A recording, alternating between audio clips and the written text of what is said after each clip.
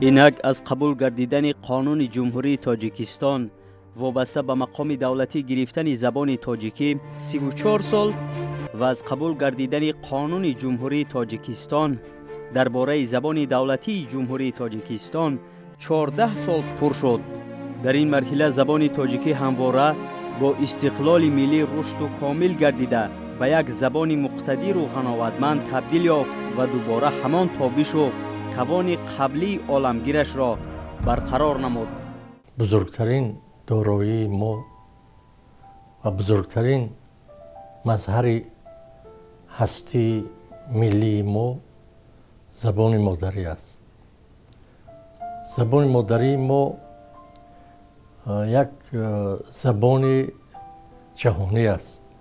از نظر آن داشته ها و سرمایه های بزرگ معنوی که به جهانیان منظور کرده است و در خدمت بشر قرار داده است، بی شک و شبهه یکی از پرنفوذترین زبان‌های دنیا است که در سراسر دنیا آموخته می شود. واقعاً زبان یکی از رکن‌های اصلی ملت، این چهره معنوی ملت هر کدام ملت به شمار می رود، از جمله ملت تاجیک، زیرا که زبان معرفی کننده تفکر ملی خلق تاجیک در عرصه جهانی است. جای بحث نیست و معلوم است که زبان و ادبیات بای و کلاسیکی تاجیکان شهرت جهانی دارد.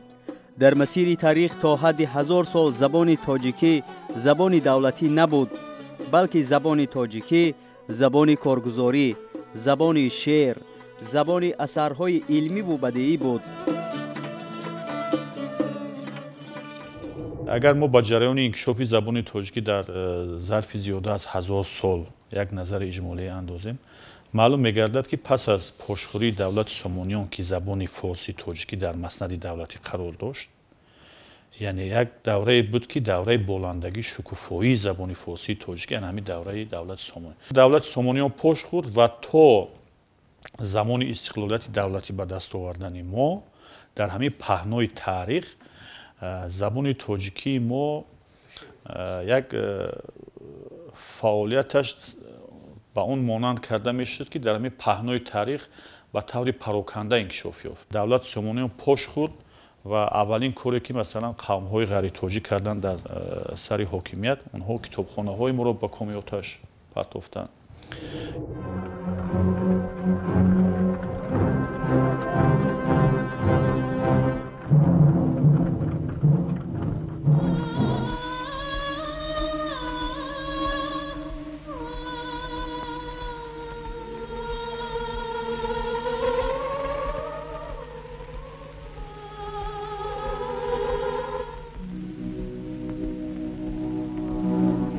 ساربان آیستران کرامی جانم می رود، آن دل که با خود داشتم با دلستانم می رود.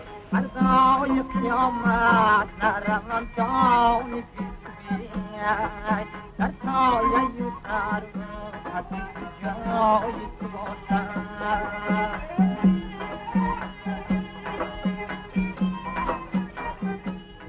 باعث مباهات و افتخار ما هست که زبان ما در ذخیره‌های لغوی زبان تمام مردم جهان نفوذ کرده است و حضور دارد.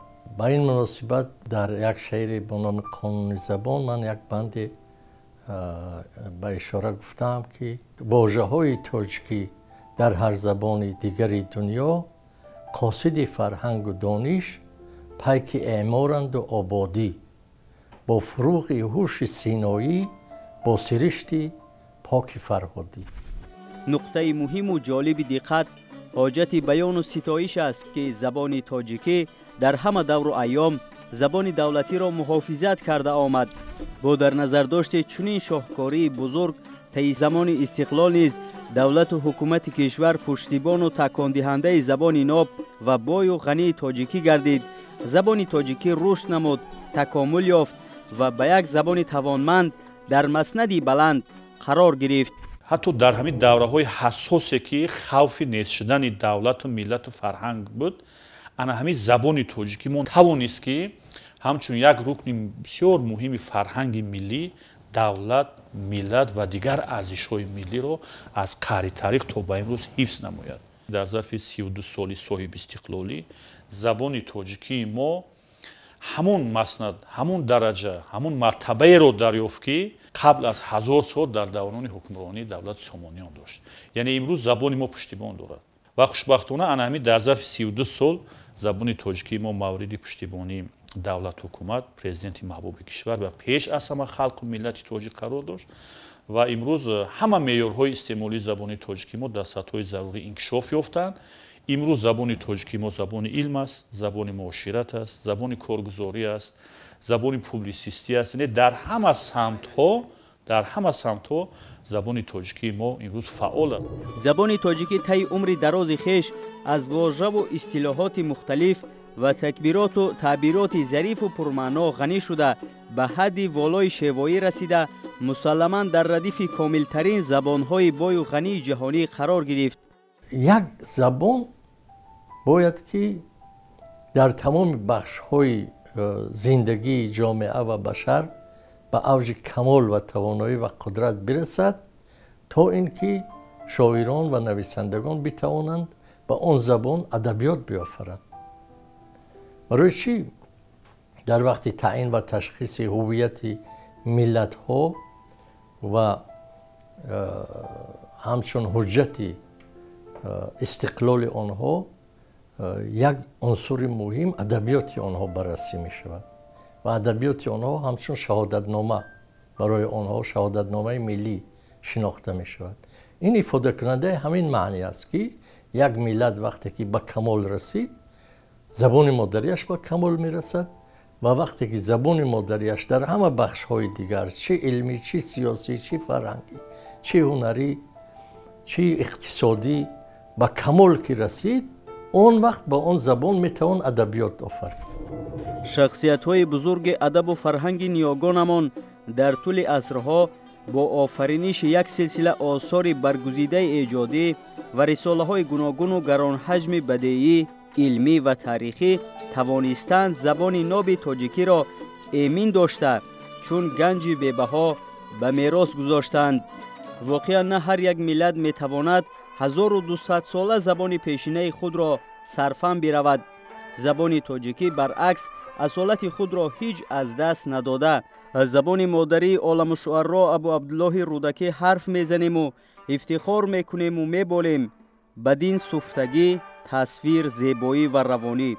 1200 сол рудакии маъруфу мӯътабару муҳтарам чизе гуфта гӯё ҳамин рӯз гуфта. дар хониш қироат ва андешаронӣ истифодаи ҳеҷ луғатеро зарурат набошад. ҳамон забон то кунун побарҷо монда ки он ифтихори ҳар як соҳибзабони мост. мо ҳамин хел ҳис мекунем ки гӯё абу абдулло рудакӣ шеърҳои худро ҳамин рӯз гуфта бошад, яъне бо забони имрӯзаи тоҷикӣ. калимаҳое ки абу абдулло рудакӣ истифода кардааст ҳамаш барои тоҷики имрӯза фаҳмо сода ва равон аст.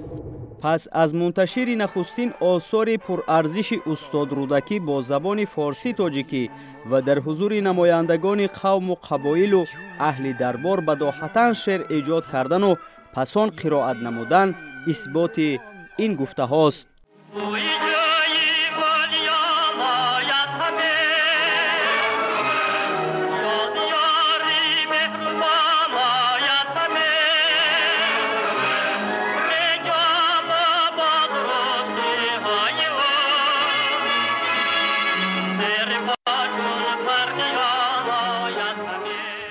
ببینید ما فردوسی رو اگر شما رو خونه هر خواننده صنف 7 هم میخواند مثلا امروز کلاس‌ها میفهمد.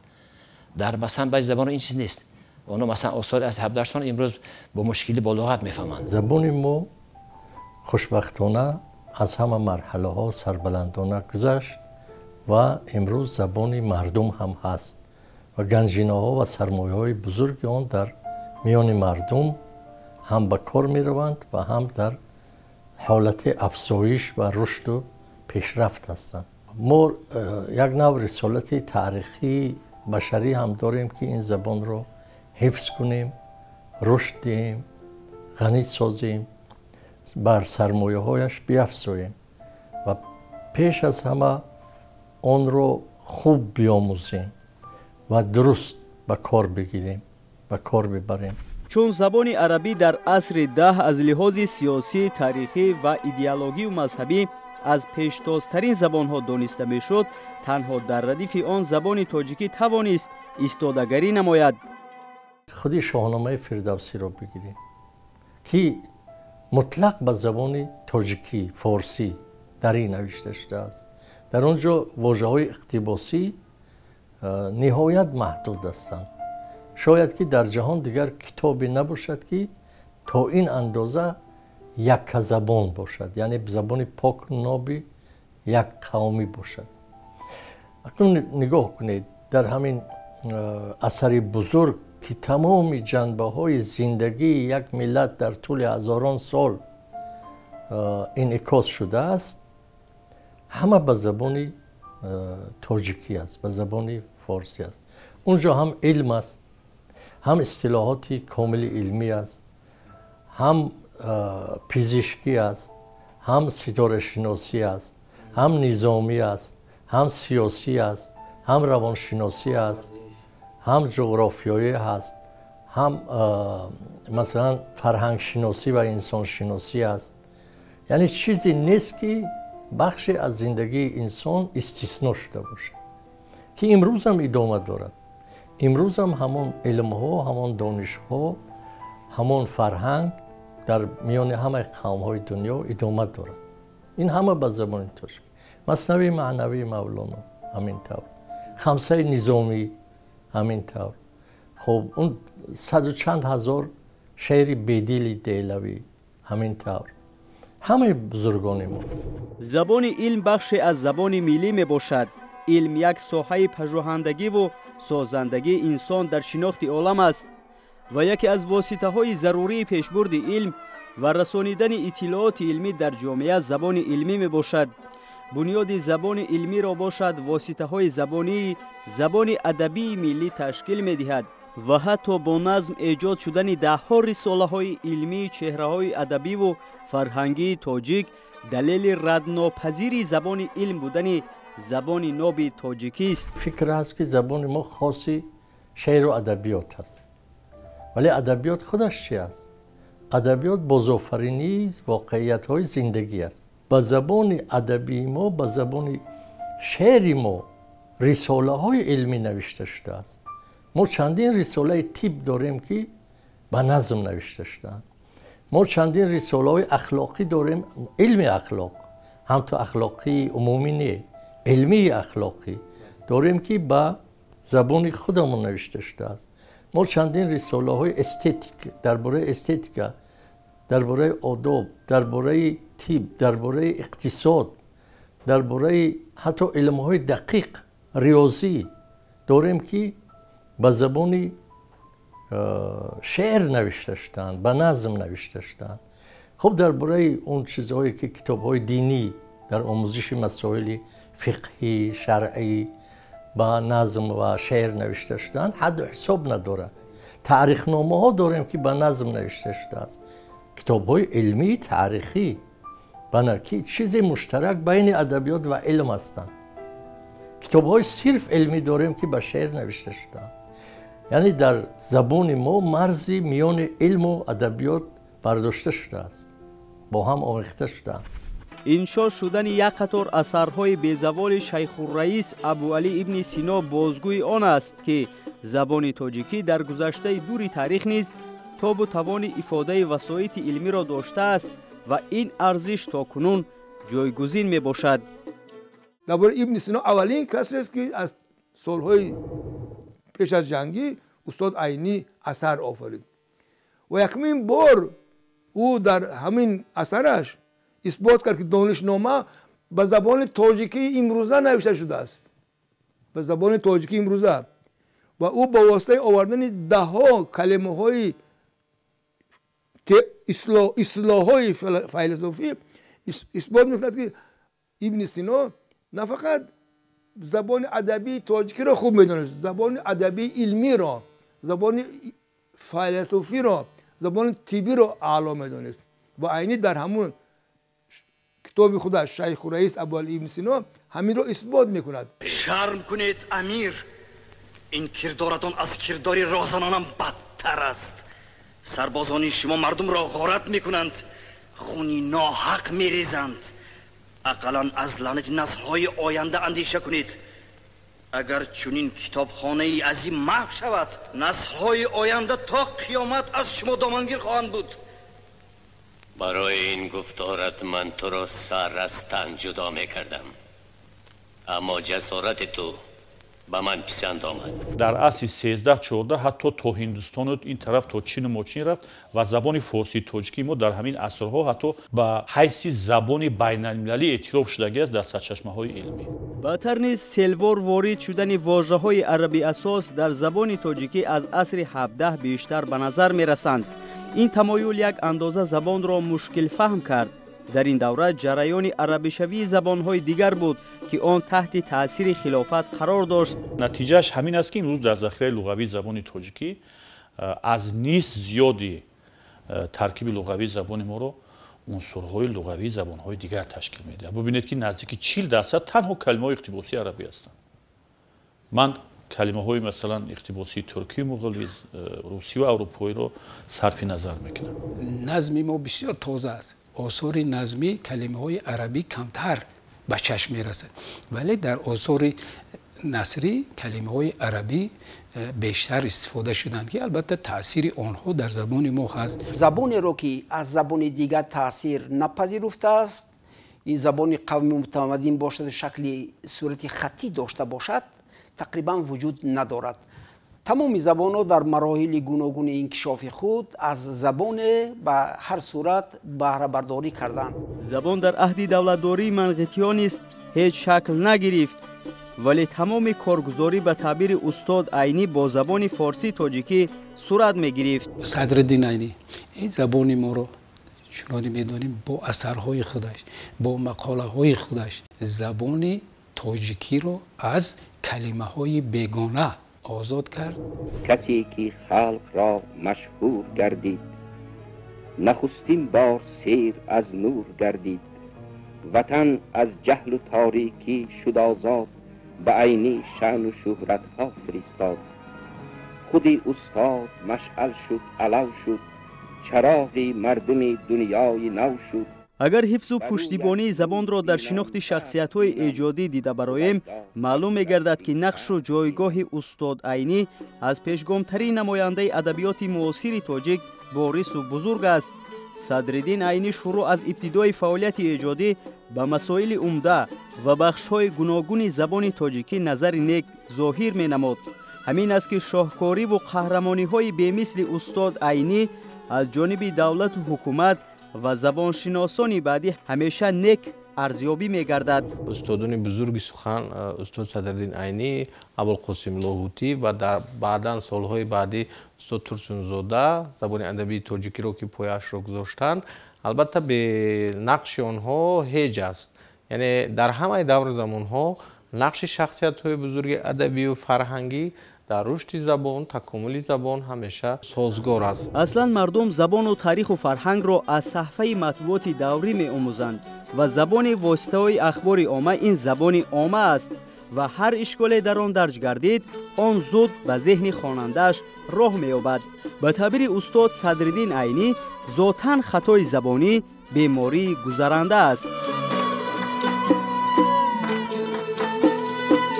هر قومی که به دنیا زیسته است دردها دارد، محتاجی‌ها دارد، مصیبت‌ها دارد. به همه این چیزها این قوم را زبان لازم است که درد دل خود را اظهار کند. زبان قوم مثل زبان اشخاص مقرری نخواهد بود، بلکه زبانی که ترجمان یک قوم میتواند شود روزنامه آن قوم است. اصرار داشته است استاد صدرالدین عینی در مقاله خویش قوم تاجیک و روزنامه 25 آگوست سال 1924. سال 1928 پژوهش و تحقیق ساحه‌های الهیده علمی زبانشناسی تاجیک رواج می‌کند. پیش از همه سید رضا علیزاده به مسائل زبانشناسی تاجیک توجه می‌کند و همچنین نرزالله بکتوش. بعداً در سال‌های 40 با پژوهش قسمت‌های الهیده زبان تاجیکی یکی از زبانشناسان بسیار شهیر تاجیک لطف‌الله بزرگزاده دست می‌زند که او کتابی می‌نویسد با نام فونتیک زبان ادبی تاجیک. از سال‌های 60 توجه و آموزش قسمت‌های سینتاکسیس زبان ادبی تاجیک آغاز می‌شود. بعد از سال‌های 60 آهسته آهسته رویه احیای مدنیت و رو آوردن به تاریخ گذشته خیش آغاز گردید. این روند به پرینسیپ های اصطلاح سازی زبان تاجیکی نیز بی تأثیر نماند. در این دوره کینستودیوی استالیناباد صاحب باز یک کامیابی تکنیکی استحصالی شد. ترجمه فیلم های بهترین شوروی و خارجی به زبان تاجیکی برقرار گشت. اولین استادان ساحه ترجمه فیلم ها خادم شایسته هنر قطب‌الدین عالیموف و هنرپیشه شایسته جمهوری عبدالسلام رحیموف بودند.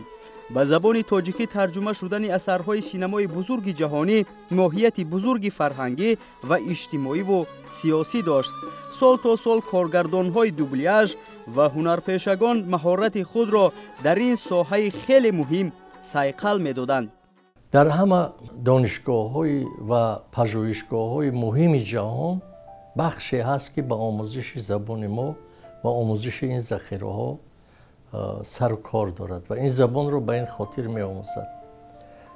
تعداد بسیار زیاد از مردم دنیا هستند که نمونه های فرهنگ و تمدن و تاریخ و جغرافیا و دیگر بخش های حیاتاً مهمی فرهنگ و علم آنها به زبان ما نگاشته شده است.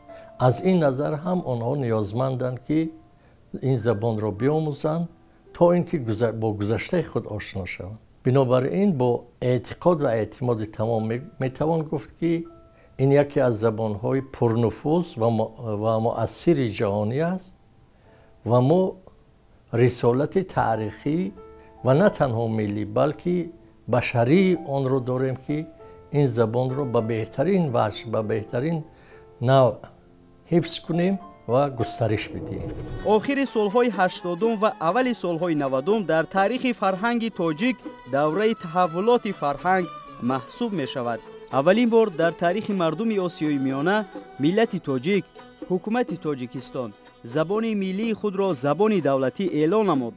از بس که زبان یکی از رکنها و نشان دهنده های اساسی دولتداری می باشد، قبول قانون زبان قدم نخستین برای صاحب شدن به استقلال ملی بود. 22 ایول سال 1989 در جلسه مخصوص شورای عالی به زبان تاجیکی مقام دولتی دادند. این چی معنا داشت؟ یعنی این معنای آن را داشت که از این بعد در همه سطح‌های جامعه زبان تاجیکی در مقام اول بایستد. در شرایطی که ما یک جزء از دولت ابرقدرت اتحاد شوروی بودیم، کاملا دولتی بودن زبان تاجیکی در سطح جمهوری هم باشد خیلی کار مشکلی بود. استقلال کاملا شرایط کاربرد زبان تاجیکی را دیگرگونه کرد. زیرا اکنون دولت تشکیل شد که نامبرداری همون دولت ملت تاجیک است و نام این دولت تاجیکستان شد. دوره استقلال مرحله است که در زبان تاجیکی دیگرگونی های زیادی به عمل آمد. از یک طرف یک سلسله ترکیب و عباره های ریخته نو به وجود آیند، از طرف دیگر اکثریت عباره های موجوده باز هم انکشاف یافت. در پرتو قبول قانون زبان ماه سپتامبر سال 1990 در نزد اکادمی علم‌ها با قرار شورای وزیران تاجیکستان کمیته اصطلاحات و زبان تأسیس یافت. هدف اساسی تأسیس یابی کمیته اصطلاحات به ترتیب آوردن اصطلاحات زبان تاجیکی و تطبیق قانون زبان می باشد.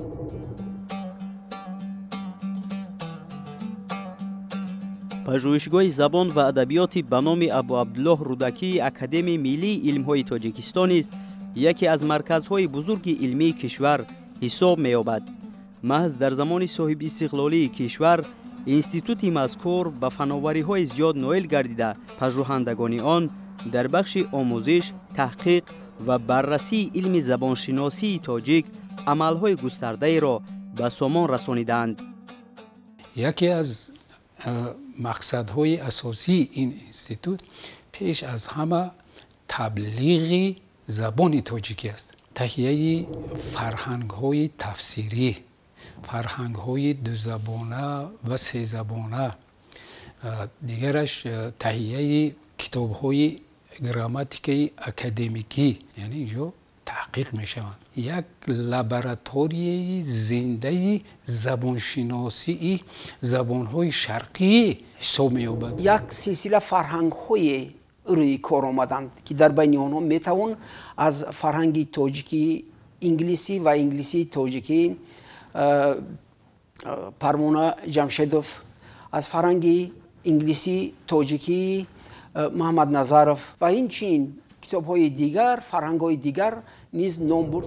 بزرگترین اثری که در زمان صاحب استقلالی روی دست آمد این کتاب اساسگذار صلح و وحدت ملی، پیشوای ملت پرزیدنت جمهوری تاجیکستان محترم امام علی رحمان با عنوان زبان ملت هستی ملت می باشد. پژوهشی انجام داده اساسگذار صلح و وحدت ملی پیشوای ملت با نام زبان ملت هستی ملت که در دو کتاب تالیف شده است. این کتاب فراگیری دوره‌های تاریخی زبان تاجیکی از ابتدا تا ابتدای عصر 20 رو در بر می‌گیرد و آن را می‌توان راهنمای پژوهش‌ها در زبانشناسی تاجیک گفت. در همین کتاب چی تاریخ پیشینه زبان تاجیکی، دوره مراحل تشکل و مراحل انکشاف و مرحله‌های کاربردی زبان تاجیکی در طول تاریخ فرا گرفته شدند و مورد پژوهش قرار گرفتند. تاکنون سری تحقیق زبان تاجیکی کارهای زیاد به اجرا رسیدند. شروع از کوشش و کاوش‌های استاد عینی، منظم، محمود خواجه بهبودی، سید رضا علیزاده تا به محمد جان شکوری، تورقل ذهنی، دادا جان تاجیف، صاحب تبرف، ناصر جان معصومی و نسل بعدی مکرمه قاسم و بهریدین کمالدینوف، سیفالدین نظرزاده، رستم وهابزاده، حمید مجیدوف و ده‌های دیگر هم مسلکان آنها می باشد.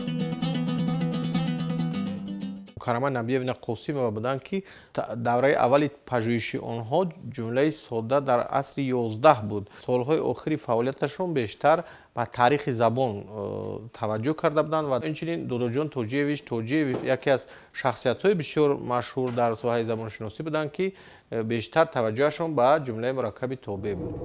دایر با آداب معاشرت و حسن بیان، صنعت‌های سخنوری از گذشته تاریخ تا کنون شخصیت‌های بزرگ علم و ادب و فرهنگ، شاعران و فاضلان دور، زبانشناسان و سخنوران به طرز و شیوه‌های خاص مقاله و اثرهای بزرگ حجم ماندگار به تب رسانیدند و وابسته به این موضوع از هر دیدگاه اندیشه‌رانی نمودند.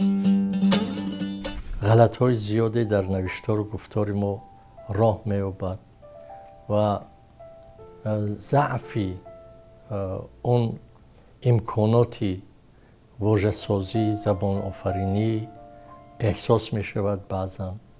خب نفوذ واژه های خارجی بدون ضرورت احساس می شود که در حالی که ما همیشه برای همه مفهوم های کلیدی در زبان خودمون هم اصطلاحات داریم، هم واژه های مناسب را داریم و هم زبان ما توانایی و ظرفیت آن را دارد که این اصطلاحات اگر نیستند ساخته شوند. از جانب محققان رشته زبانشناسی در زمان استقلال کشور آثار زیادی علمی، دستورهای تعلیمی و منوگرافی‌ها وابسته به سخن و حسن بیان ایجاد شدند. اسلوب شناسی، حسن بیان، سخن از بحر دیگران گویندی، زبانشناس بهریدین کمالدینوف از جمله آنهاست.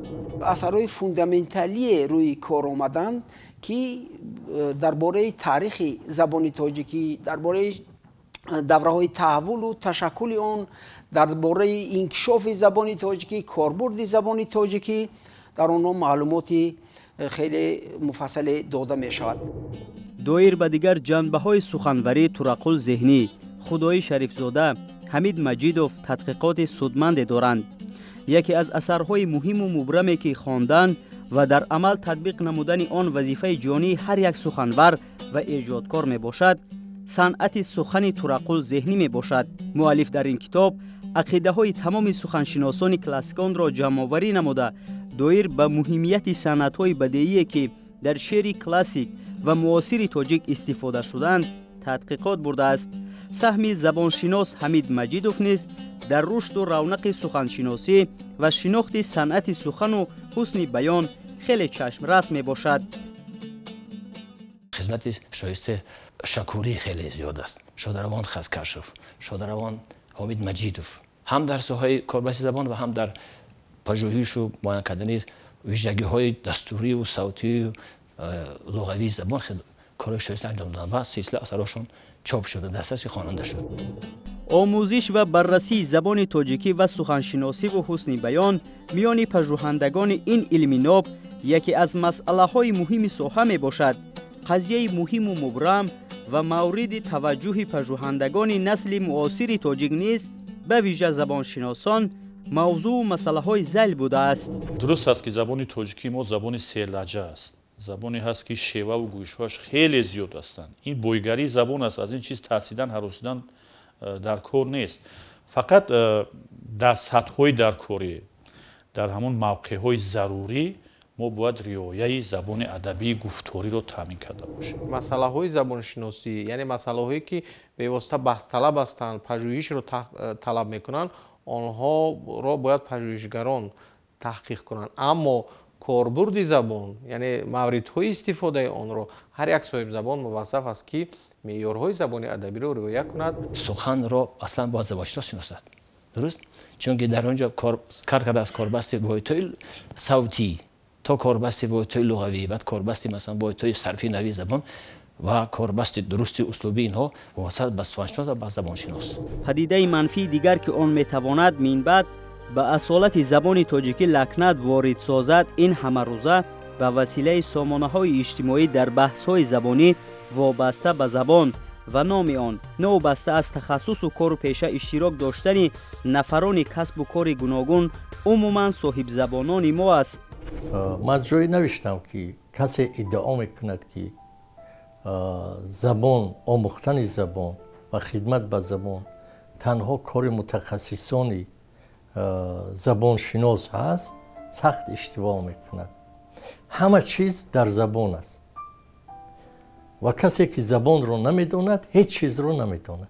کدام شما علمی رو میابید که اون با اشارت باشد، مگر بعضی الفبای مثلا مرزه میگویند با زخمه زدن یا اشارت دست یا چیزا، اینا چیزای محدودی غیر قابل مقایسه هستند. مگر بدون زبان میتوان درباره اقتصاد کتاب نوشت، بدون زبان میتوان درباره ریاضی حتی کتاب نوشت، بدون زبان درباره فیزیکا طبیعیات میتوان چیزی نوشت.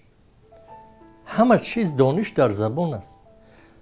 کلمه ها، واژه ها که ترکیب آنها زبان را تشکیل میدهد پیمانه های دانش هستند، همه علم ها هستند. محققان این رشته که دایم در دیگ زبان میجوشند و پیوسته در فکر حفاظت اصالت زبان تاجیکی، ولی علیرغم این کوشش ها در سامانه های اجتماعی هنوز هستند بحث و اندیشه های انگیزه داره که کاملا غرضناک است و مغرضانه. آرزوی من این است که ما قیمت و ارج این زبان رو بشناسیم و بشناسیم، این رو احساس کنیم که قدرت ما یک بخش مهمترین قدرت ما و پایه و ریشه قدرت ما در زبان ما است و این زبان را هر قدر ما تواناتر و قدرتمندتر، رواتر، جاریتر کنیم همون اندازه قدرتمند هستیم. شکر نعمت صاحب استقلالی است که زبان تاجیکی در گهواره خود باز از سری نو چون 1000 سال قبل زبان رسمی شد، مسند و مقام دولتی به خود کسب نمود و شهامت پیشینه و دیرینه خود را دوباره زنده کرد.